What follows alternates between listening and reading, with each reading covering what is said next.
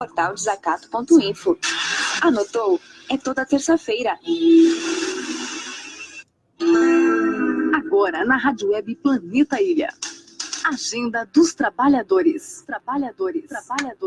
Tome nota.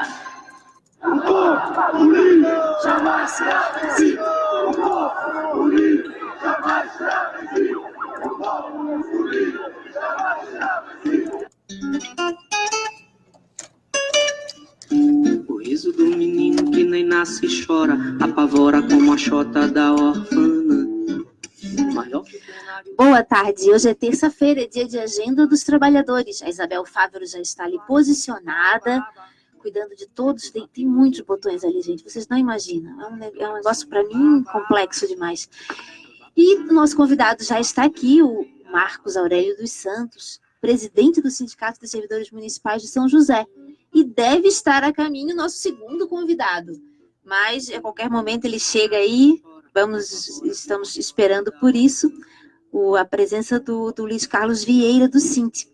Mas assunto não faltará para conversarmos com o Marcos. Ele me trouxe um convite da direção do sindicato do Sintran, São José, para o ato de lançamento do coletivo de combate ao racismo, que vai acontecer no dia 24 de agosto, às 14h30, na sede do Sintran, que fica na rua Justino Leite Neto, no Roçado, em São José. Coletivo de combate ao racismo do Sintran. Que belo convite, Marcos, que bela discussão, porque... Boa tarde, Marcos. Ainda são poucas as entidades que encaram o debate do combate ao racismo.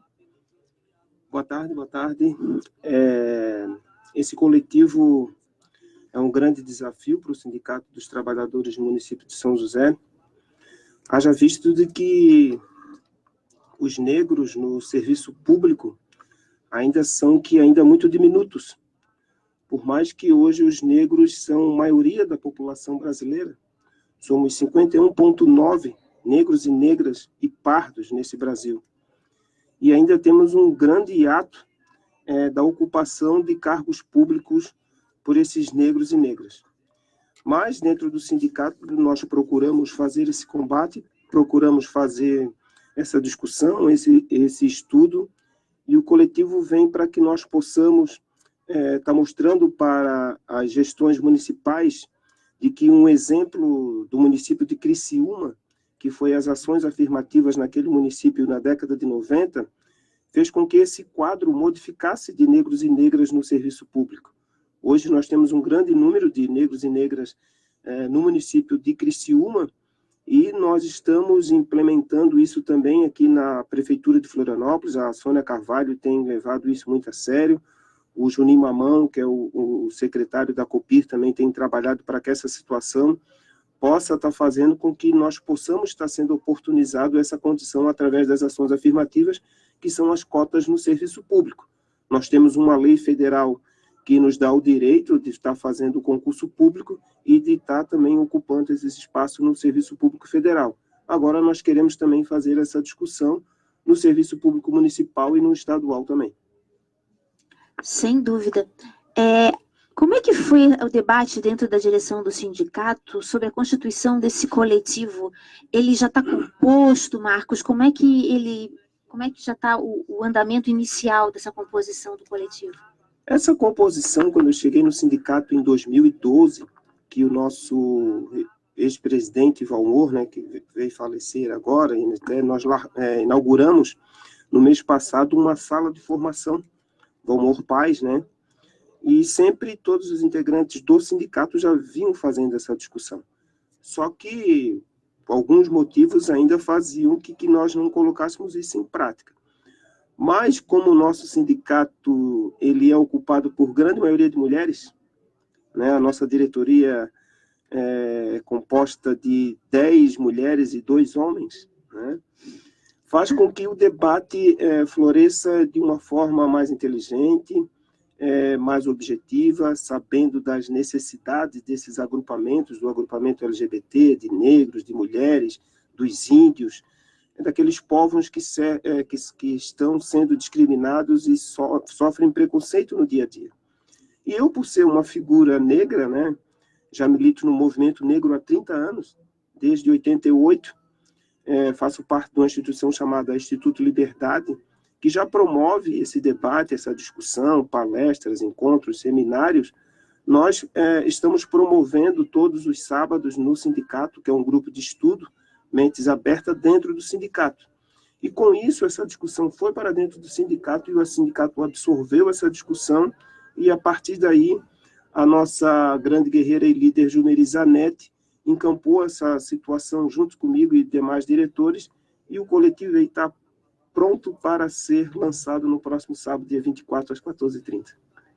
Que beleza, porque realmente as políticas, a política do governo, escancaradamente, né, Marcos, aponta no sentido de retirada de direitos, e que a gente sabe que a população, as mulheres negras, os indígenas, as pessoas, são as pessoas com os mais baixos salários é que vão sentir, já estão sentindo há algum tempo, mas sentem mais forte, sentem primeiro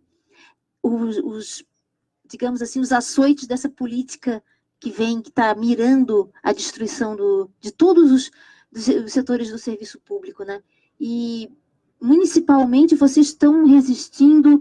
Como é que está lá em São José? Porque a gente sabe que não tem muitas diferenças, mas eu queria saber como é que, especificamente no município de São José, como é que o sindicato está lidando com os últimos ataques que estão colocados para os servidores do município.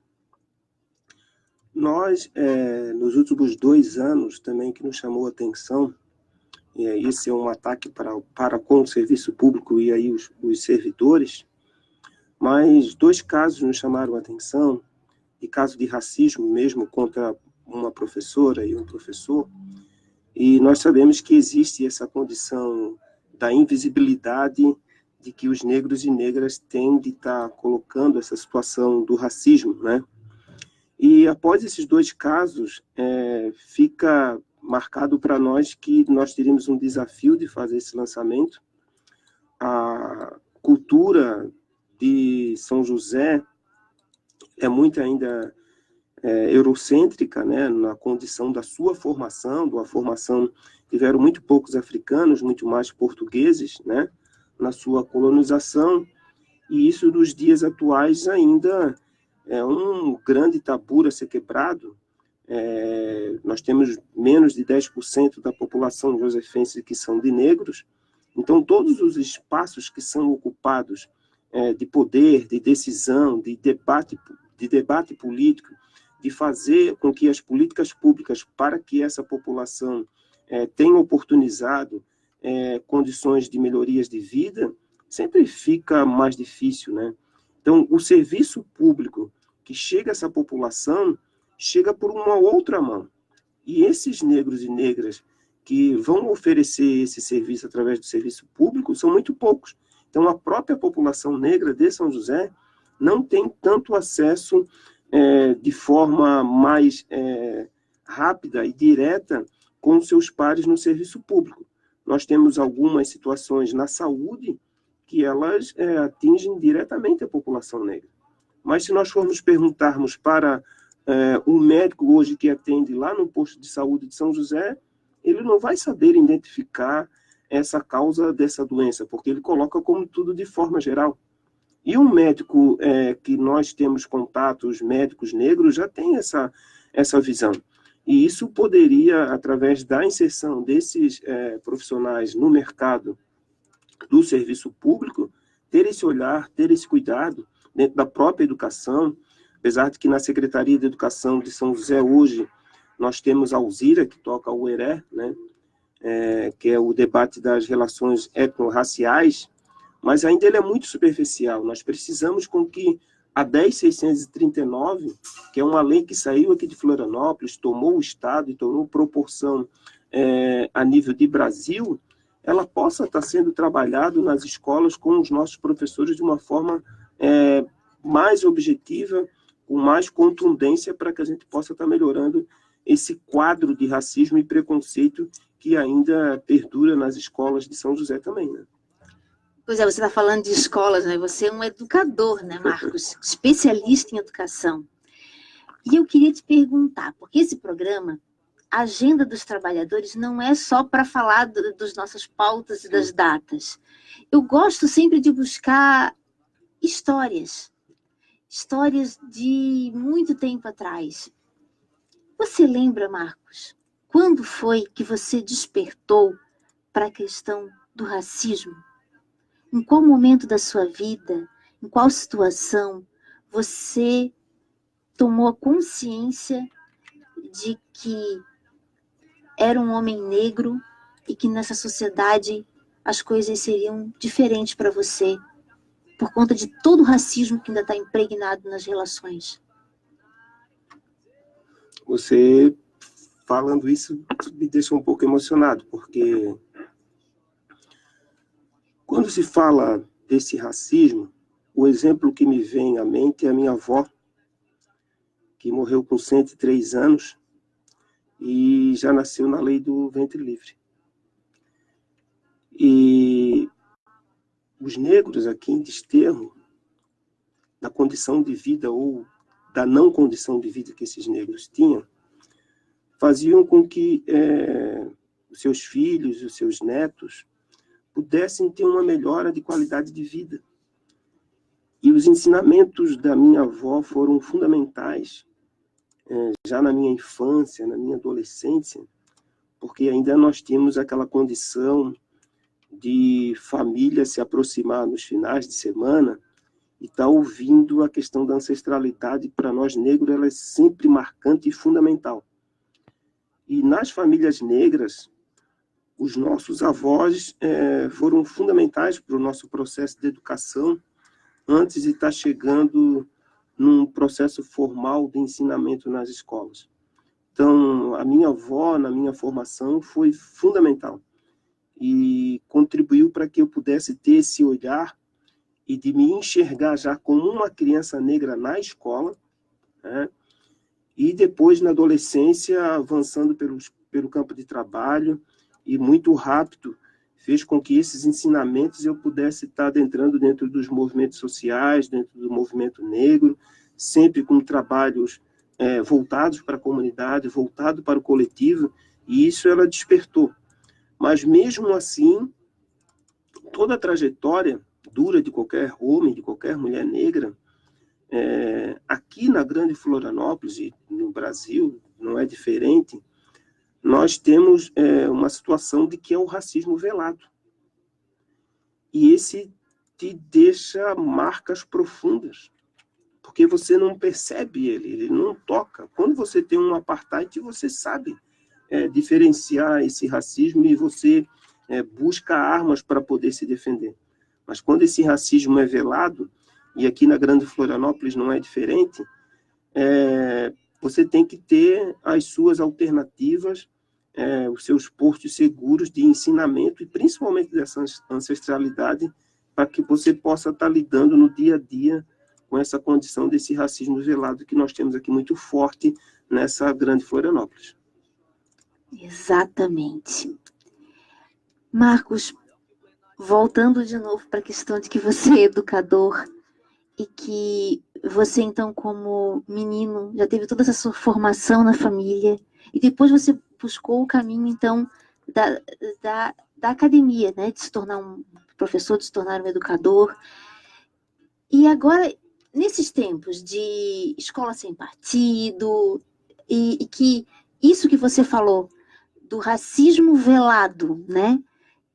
E, na verdade, o racismo continua cada vez mais velado, mas as políticas que estão avançando de preconceito, elas estão cada vez mais escancaradas.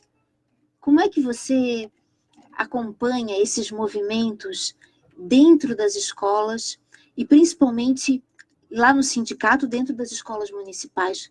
Porque a classe dos professores, ela está sendo especialmente atingida de uma forma muito cruel por esse governo, porque ataca o modo de fazer do professor, ataca a sua profissão, ataca a sua aposentadoria e empodera os estudantes como possíveis, sabe, como uma população que está lá e que veio para aprender, mas que também pode se tornar um agressor.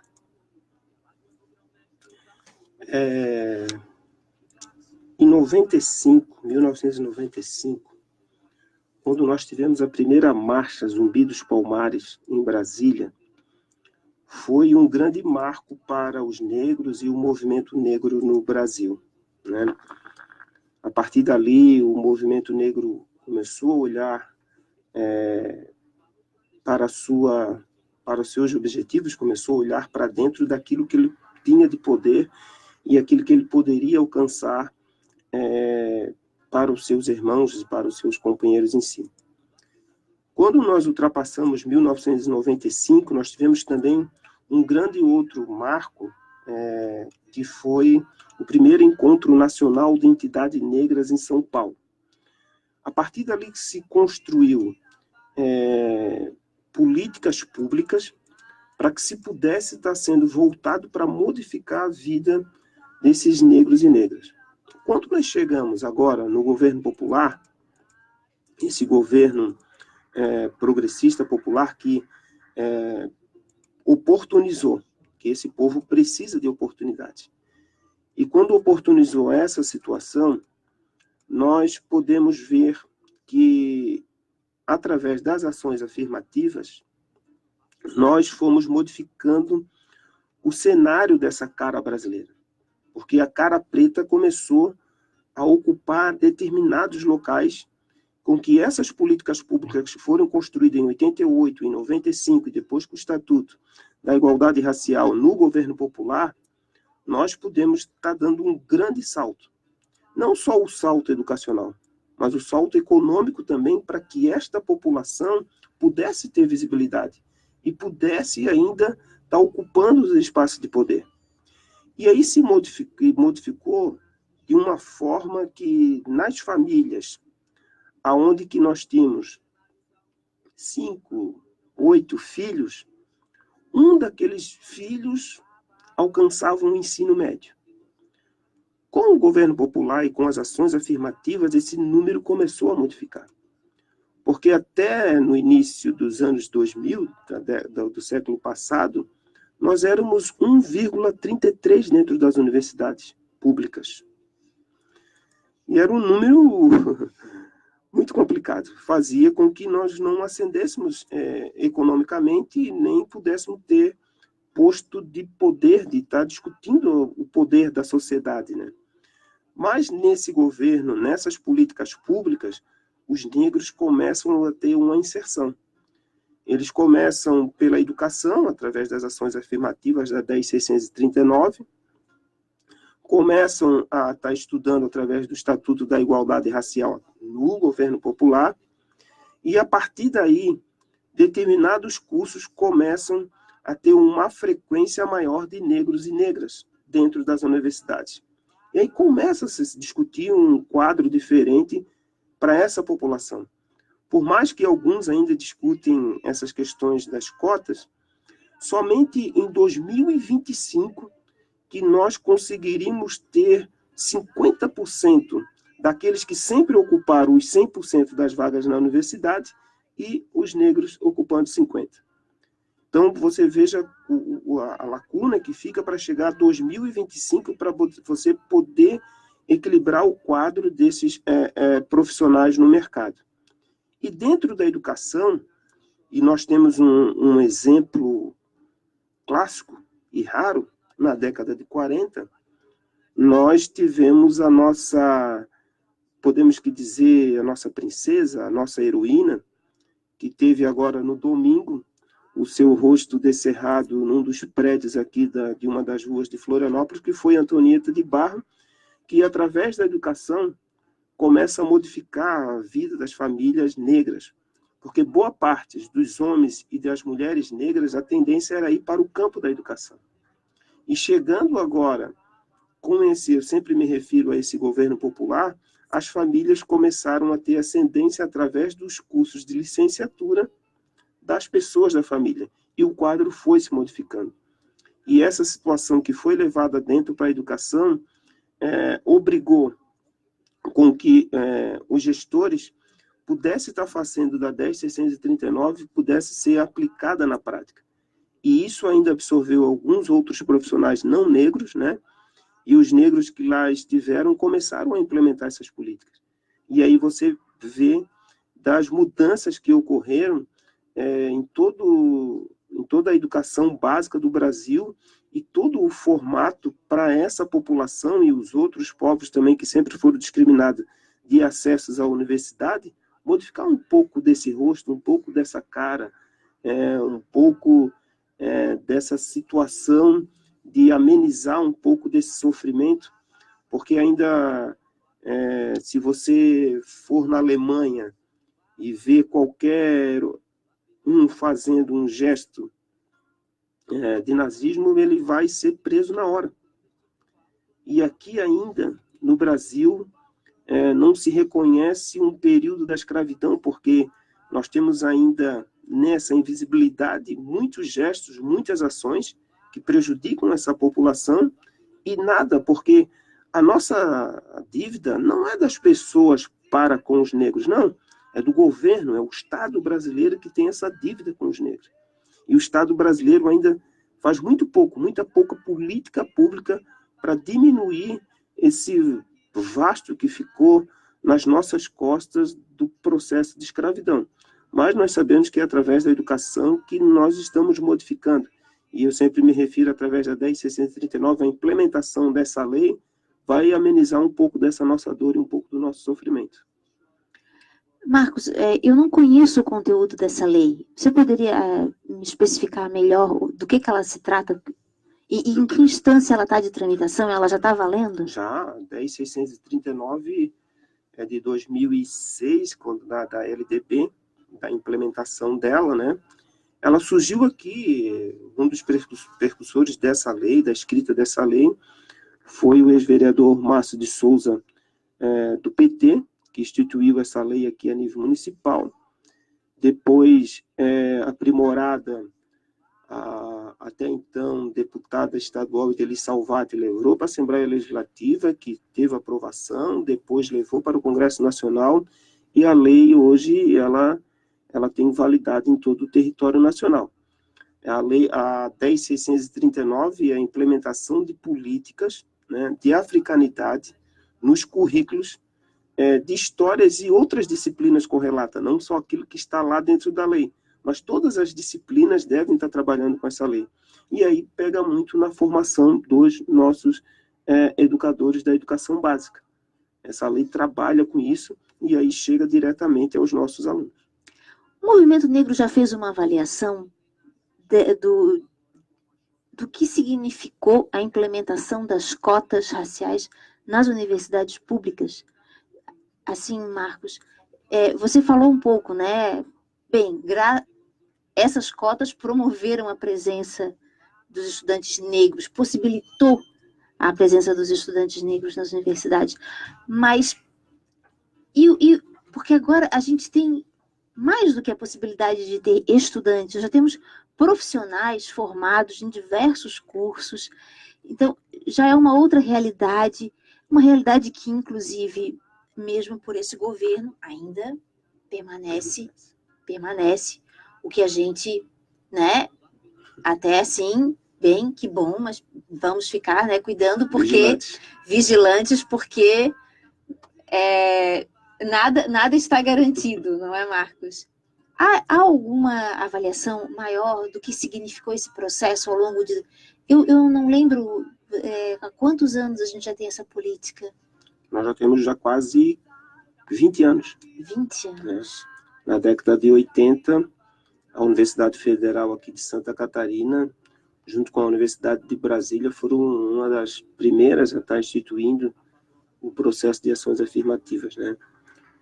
E o movimento negro e a sociedade negra, ela faz esse debate e é visível nos nossos debates e nas nossas reflexões de que as ações afirmativas dentro do ensino superior fez com que acontecesse uma ascensão de oportunidades de negras e negras em espaço nunca antes visto, né? Hoje você pode chegar num consultório e se deparar com um médico negro. Hoje você pode chegar no Ministério do Trabalho e se deparar com uma juíza negra. Você pode chegar hoje num posto de uma Forças Armadas e ter um negro e uma negra. Então, essas ações afirmativas fizeram com que essa curva começasse a modificar e em vários locais da sociedade essa cara preta já pudesse estar sendo vista. Mas hoje o desafio de manter esse direito das ações afirmativas, nós precisamos, e a reforma do ensino médio, ela vai nos trazer um retrocesso muito grande.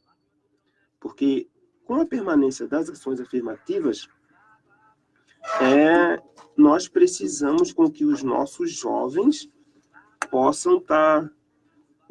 Chegou o nosso segundo convidado anunciado já, ó, agora ele finalmente entrou aqui no estúdio, gente. Nosso grande mestre Vieira, né? Então, hoje, essa situação das ações afirmativas, ela é uma luta de uma conquista e da manutenção. Exatamente. Mas a reforma do ensino médio, propositalmente colocada por esse governo aí liberal, vai fazer com que haja uma repressão desses jovens negros para ascender ao ensino superior. Porque da forma como está colocado o ensino médio hoje, nós vamos ter muito dificuldades com que os nossos adolescentes, os nossos jovens negros e negras, ultrapassem a barreira do ensino médio. Ele ficou novamente voltado para uma casta que sempre foi privilegiada de chegar à universidade. E esse currículo, essa base e essa reforma do ensino médio, nós vamos ter muitos problemas ainda para frente com que esses jovens e essas jovens negras possam estar acessando o ensino superior. Correto, Marcos. Como o Vieira pode estar já ouvindo, a nossa discussão aqui, porque o Marcos a gente é também educador, foi pelo caminho, a gente está discutindo a questão racial e a questão educacional, né? Então, o Luiz Carlos Vieira, o coordenador estadual do SINT Santa Catarina, chegou no... Boa tarde, Vieira, tudo bem? Boa tarde, Marcos, boa tarde, Rosângela, boa tarde a todos aqueles que nos acompanham aqui no JT. A nossa pauta aqui hoje, Vieira, é o que está vindo para a educação, né? E eu penso que os estudantes realizaram, claro, os estudantes, os trabalhadores na educação realizaram os principais atos que aconteceram contra as políticas públicas, contra a política de destruição das políticas públicas contra a reforma da Previdência.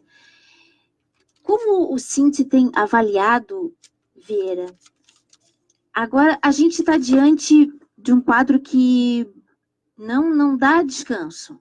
A gente está diante de um quadro de crescente, né?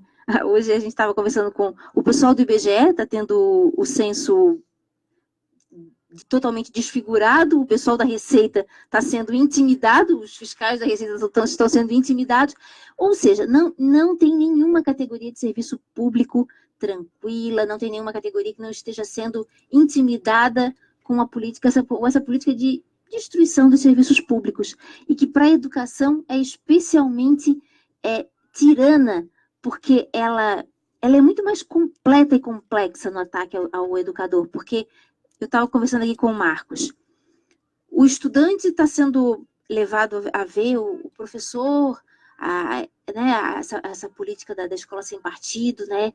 Ele virou um fiscal, um possível agressor.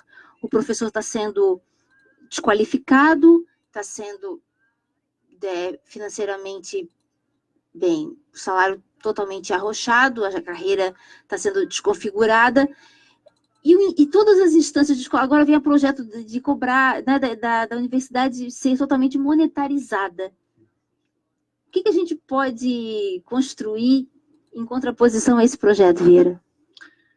Então, e Marcos, penso que o debate é um debate que está colocado na sociedade hoje, e nós sabemos que a destruição da educação não começou com esse governo que está aí de plantão, né? Ele já veio a partir do... Nós temos a leitura que a partir de 2016, que nós chamamos de golpe, já veio com esse propósito, né? E não existe um projeto educacional para nem o governo anterior, nem esse governo, um projeto educacional que está claro para a sociedade, no sentido de qual o projeto que ele quer mesmo, qual o sistema educacional que ele quer para o Brasil. A gente sabe que o projeto dele é um projeto voltado simplesmente para o desenvolvimento das habilidades que o mercado requer. O mercado exige e ele atende, né? Então, ou seja, aquilo que a gente defende, aquilo que o Marcos estava falando, estava acabando de falar aqui sobre emancipação humana, não existe, né? É para o mercado. E essa visão ultraliberal é aquilo que vários pensadores, escritores têm falado nos últimos dias. Qual o projeto de educação desse governo? É um projeto que não existe, mas ele está atrelado a uma linha ideológica de mercado economicista. Tanto é verdade que o Paulo Guedes, que é o ministro da Economia, ele é um dos maiores interessados nessa questão da educação e da destruição, né, do sistema educacional brasileiro. E a crítica, justamente, que nós, os trabalhadores da educação, principalmente do setor público, vem fazendo, é que o governo ele tem trabalhado para a sociedade no sentido da destruição da nossa cátedra, ou seja, da destruição do papel do docente. Então, isso a gente tem que recuperar, porque, além de outras questões que ele trabalha, né, a bandeira dele é a bandeira realmente da censura, né, de propor a vigilância, a filmagem dos professores em sala de aula, ele vem valorizando essa questão do que nós chamamos de conservadorismo, né, porque, veja só, dentro do Ministério da Educação, nós temos lá componentes ligados ao Olavo, né, ao filósofo deles, né, os olavistas, e temos também os militares. Tanto é verdade que eles assumiram um papel, e o modelo educacional deles é esse papel cívico-militar, que vem aí se propagando, inclusive teve um decreto agora, teve várias posições para que no país se assuma isso. A Santa Catarina não fica longe, né, o próprio comandante Moisés, que é o governador, e a Secretaria de Educação já veio trabalhando também nesse sentido, tá? Ou seja, priorizando a gestão, tanto que o secretário de Educação de Santa Catarina é ligado ao ramo da indústria, né? Ele veio da escola, né, do Sistema AES, da Fiesc, tá? Então, ele tem essa linha de trabalho, eles sabem o que eles querem nesse sentido, e marcado pelo improviso, né? por não ter justamente um projeto. E nós, os trabalhadores de educação, vemos fazendo diferente nesse país, junto com os estudantes. Tanto que a nossa confederação, a CNTE, ela trabalhou nesse ano no sentido de trazer os trabalhadores para a rua. E foi propositiva e teve a vanguarda de chamar, né, os vários atos e as várias greves, né, no país, não só pela defesa da nossa aposentadoria, mas também da defesa da educação pública. Então, penso que esse papel dos servidores públicos, dos professores da escola, da rede pública, que é onde está 85% da população pobre, trabalhadora desse país, está na escola pública, não está na escola privada, né? Apesar de ter crescido a questão da escola privada, mas está na escola pública.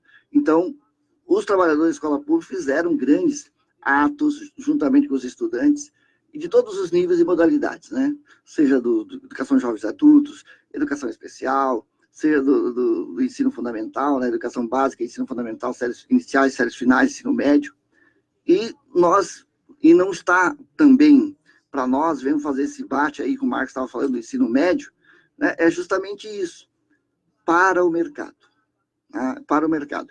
E a gente sabe que esse governo vai atender, quer atender, e tem obrigação de atender os interesses, né, do mercado. E vem criticando os investimentos na educação. É isso que a gente fica indignado, né? Ele corta a educação, faz os cortes, né, tanto no ensino superior, aí agora colocou na Bolsa de Valores, né, toda a questão do ensino da educação superior, né, e vem com um novo projeto chamado Futurice. Então, são projetos realmente voltados para o mercado. E ele disse que, olha só a frase emblemática, estava no Twitter do presidente, dizendo o seguinte: o Brasil gasta mais com o estudante do que nos países desenvolvidos. Olha só, quando a sociedade ouve isso, fala, puxa vida, realmente o Brasil investe mais no estudante do que em país desenvolvido. Só que isso é uma falácia. Por quê? Porque não está vendo a questão do desenvolvimento daqueles países, não está vendo o número de alunos matriculados, só vou pegar isso, né? E a gente pega... Bom, vamos pegar os Estados Unidos, então, já que esse governo tem como parâmetro, né, o senhor, né, os imperialistas, né, e nós estamos nos transformando numa colônia. Lá, um estudante custa $17 mil. No Brasil, esse mesmo estudante, 3,7 mil por ano. E ele diz que custa mais dos países desenvolvidos. É só para a gente entender um pouquinho do que está trazendo. Como a informação é manipulada para fazer a população ter acreditar um que é mais. Tudo, né, baseado na mentira. Mas, enfim, nós estamos na rua, né? Nós não vamos desistir fácil, né? São mais de... E 7 de setembro, Vieira? Como é que nós vamos construir um 7 de setembro bem forte? Ó, seguinte, nós estamos nos últimos minutos do programa, infelizmente o Vieira chegou atrasado, então eu queria que a gente fechasse com essa chamada, com esse pensamento do que vai ser e do que é possível a gente construir para o 7 de setembro, Marcos. O 7 de setembro, os trabalhadores vão voltar à rua, que a rua sempre foi dos trabalhadores, né, Vieira? Com certeza. Lá é o nosso lugar. É o nosso lugar. Não sei por que colocaram essa condição da ocupação da rua por outros elementos da sociedade. Mas no dia 7 de setembro, mais um grito dos excluídos, né? Os trabalhadores vão estar na rua, a nossa Central Única dos Trabalhadores está organizando todos os trabalhadores para que possamos estar no dia 7 junto novamente com os estudantes, e nós já temos o que nós vamos estar fazendo nesse 7 de setembro, que é a vida em primeiro lugar. O slogan do nosso Grito dos Excluídos desse ano de 2019. Vida em primeiro lugar. Muito apropriado. E onde que nós vamos estar trabalhando a condição da justiça, dos direitos e da liberdade. Juntamente com os estudantes, vamos estar fazendo esse Grito dos Excluídos no próximo dia 7 de setembro. Muito obrigada. E Vieira, como é que está sendo chamado? Nós estamos chamando no Brasil todo, não só o dia 7 de setembro, mas de 1º até dia 7 de setembro, a mobilização em toda a rede pública, né, desse país, chamando as pessoas para irem às ruas no dia 7 de setembro e se manifestar no Grito dos Excluídos, conforme os temas aqui aí o Marcos já colocou. Por quê? Porque esse é o momento também que a população está na rua. E é o momento que, queira ou não, a população também dá visibilidade daquilo que nós estamos buscando. Né? Porque outros dias, apesar de estarmos nas ruas, os estudantes, os trabalhadores, mas a população, de modo geral, alguns estavam trabalhando, né? Algumas categorias, não teve uma paralisação total, uma greve geral, de fato, no Brasil. E nesse dia de 7 de setembro, não, ou está na frente da televisão, vendo os desfiles, ou está nas ruas, né, também participando. Então, esse é o momento propício para a gente colocar nossas bandeiras e discutir com a população, né, que tipo de educação que nós queremos, né, que mundo nós queremos. Porque o mundo que eles querem nos impor está sendo colocado através da mídia e eles têm vários mecanismos. Mas o mundo que nós queremos para nós temos que ir para as ruas para demonstrar para eles que não é esse que eles querem. Então, por isso que a nossa confederação, o Cinti também, através das suas 30 regionais no estado, está motivando os trabalhadores da educação para estarem no dia 7 de setembro participando também dos gritos, participando não, ou ajudando a organizar e participando dos gritos dos excluídos. E tem uma questão que a gente não pode abandonar, que é a reforma da Previdência, que eu penso que essa bandeira vai acabar voltando no dia 7, e tem que voltar, do meu ponto de vista, pelo menos, porque ela ainda está tramitando e ela significa um retrocesso, assim, violento e brutal. Não é, Vieira? Então, a população, de modo geral, ela tem se colocado contrária, né, à reforma da Previdência. Porém, a gente sabe que o governo usa milhões, né, para poder influenciar. Veja aí quem ele contratou, né, das personalidades que ele contratou para fazer a defesa. Mas, aos poucos, a população está percebendo, né? Porque o projeto não é só o projeto da reforma da Previdência, né? Já teve a reforma da reforma trabalhista. Veja o que foi feito agora com uma nova adesão da questão da reforma trabalhista ali, a questão dos domingos, né, Marcos? Exatamente. Então, a gente está percebendo isso. A população está se revoltando contra essa questão da reforma. Nós temos um grande embate agora, que é no Senado. Inclusive, semana passada, participei de uma audiência pública com o senador Paulo Paim e com outras personalidades que vieram demonstrar isso, dizendo, olha, não dá para aceitar a reforma da Previdência. E a população, somente a população pode ir para as ruas e dizer, não, nós temos direito à aposentadoria com dignidade. Além disso, a sociedade precisa entender que nós temos uma responsabilidade com os mais velhos, é uma questão de solidariedade, eles ajudaram a construir esse país, eles ajudaram a construir o que nós temos hoje. Então, nós temos responsabilidade sobre eles, e não é agora, nesse momento que eles mais necessitam, que nós vamos abandonar, tá? Ou entregar a futuras gerações aí a não aposentadoria e, infelizmente, entregá-los à morte. Vamos à luta. Vamos à luta. Marcos, nos minutinhos finais, as tuas considerações finais, então, para a gente encerrando o programa? Um outro ataque também, Vera, que nós temos com a ciência do país, né?